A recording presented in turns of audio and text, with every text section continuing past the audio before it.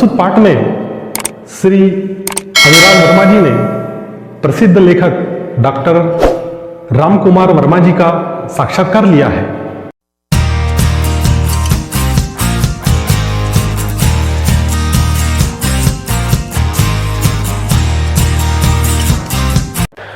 नमस्ते छात्राओं, आज हम हिंदी सुलभ भारती कक्षा 8वीं पाठ क्रमांक 5 मधुबन इस पाठ का वाचन करेंगे और प्रश्न उत्तर का अध्ययन करेंगे। तो चलिए शुरू करते हैं।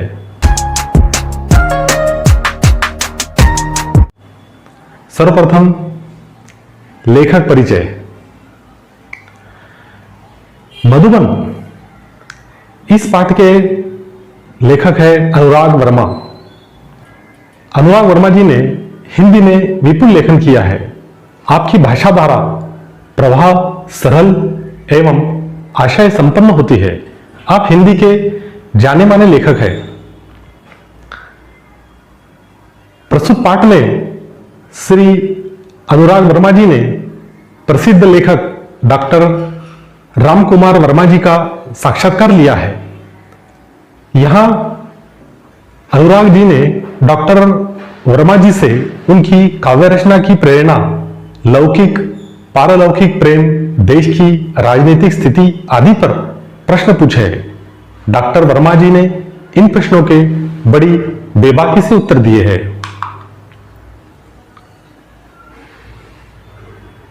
पाठ में कुछ कठिन शब्द है, उनका अर्थ संगोष्ठी।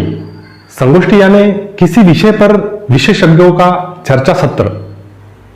तालीम, तालीम यानी शिक्षा उपदेश। मुहावरे, ज्वार उठना, विचारों की हलचल, सकते में आना, घबराना, अति भयभीत होना। तो चलिए पाठ का वाचन करते हैं। सुबह का समय था। मैं डॉक्टर रामकुमार वर्मा जी के प्रयाग स्टेशन स्थित निवास मधुबन की ओर पूरी रफ्तार से चला जा रहा था, क्योंकि 10 बजे उनसे मिलने का समय तय था। वैसे तो मैंने डॉक्टर साहब को विभिन्न उत्सवों, संगोष्ठियों यानी किसी विषय पर विशेषज्ञ का चर्चा सत्र एवं सम्मेलनों में देखा था, परंतु इतने निकट से मुलाकात करने का यह मेरा पहला अवसर था। मेरे दिमाग में विभिन्न विचारों का जार उठ रहा था। जार उठना यानी विचारों की हलचल। कैसे होंगे डॉक्टर साहब, कैसा व्यवहार होगा उस साहित्य मनीषी का, आदि इन तमाम उठते और बैठते विचारों को लिए मैंने उनके निवास स्थान मधुबन में प्रवेश किया।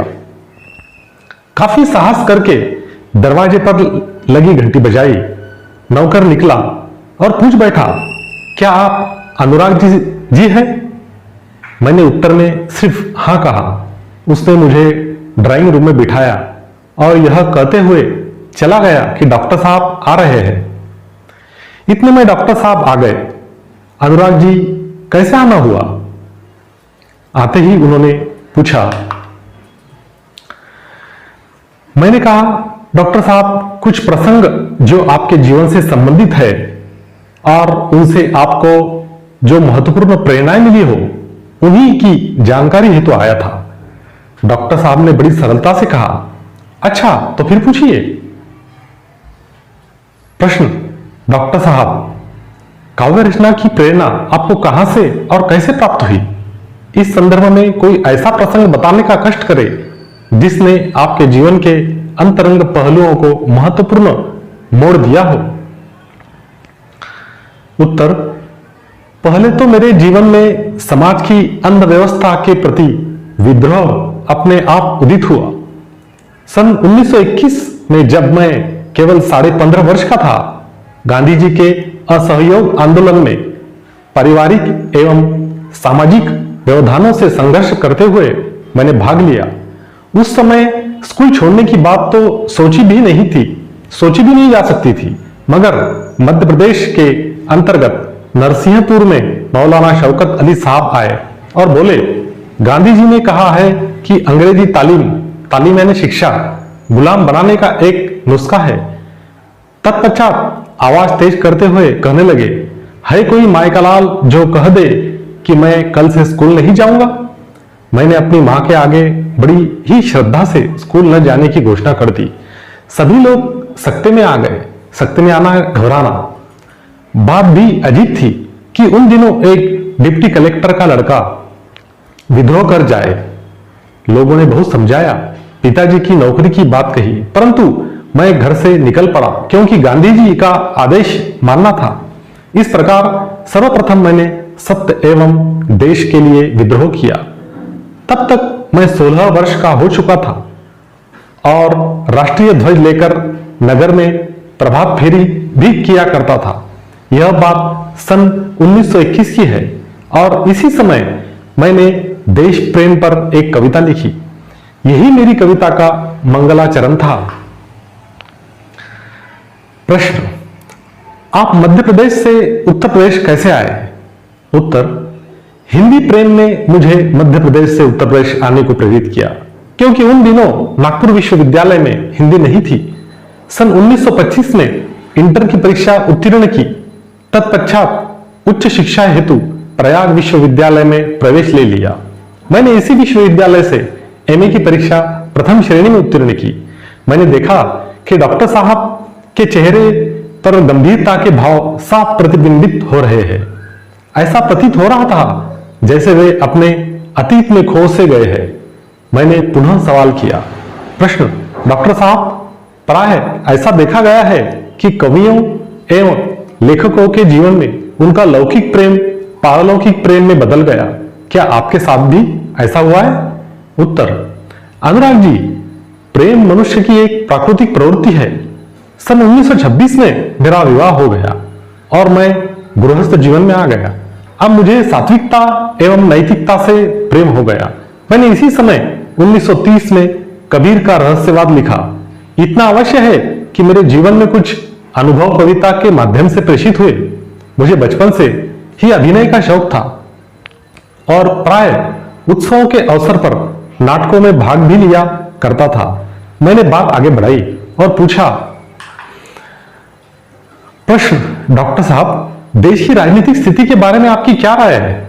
उत्तर, मैं राजनीति से हमेशा दूर ही रहा क्योंकि आज की राजनीति में स्थिरता का अभाव है। यद्यपि मैं नेहरू जी, शास्त्री जी, इंदिरा जी एवं मोरारजी भाई से मिल चुका हूं और उनसे मेरा परिचय भी है, परंतु मैंने राजनीति से अपने आप को सदा दूर रखा। मुझे राजनीति में कोई रुचि नहीं है।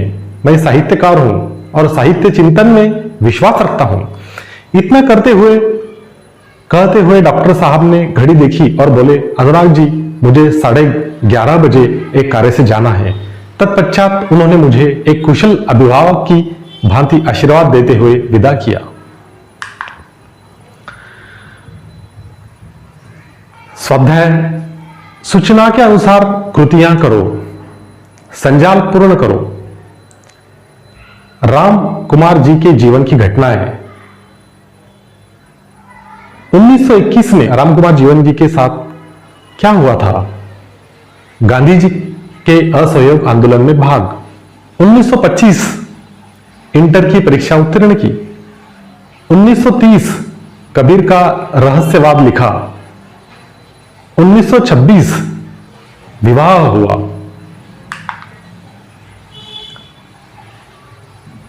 प्रश्न दूसरा,